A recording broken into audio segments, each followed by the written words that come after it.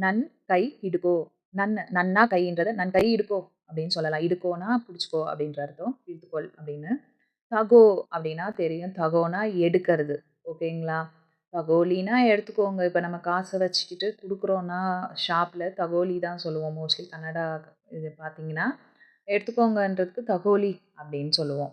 அதே மாரி தகோபேடா அப்படின்னா, தகோபேடா அப்படின்னா எடுக்க வேணாம் அப்படின்னு சொல்லலாம்.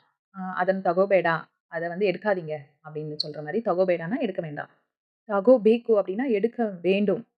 எடுக்கணும். பேக்குன்னா வேணும் இல்லைங்களா? ஸோ தகோனா எடுக்க வேணுன்றதுக்கு தகோ பேக்கு. தகோ பேக்கு. ஓகேங்களா? தகோ பேக்கு. தகோ பேடானா எடுக்க வேண்டாம். தகோ பேக்குன்னா எடுக்கணும்.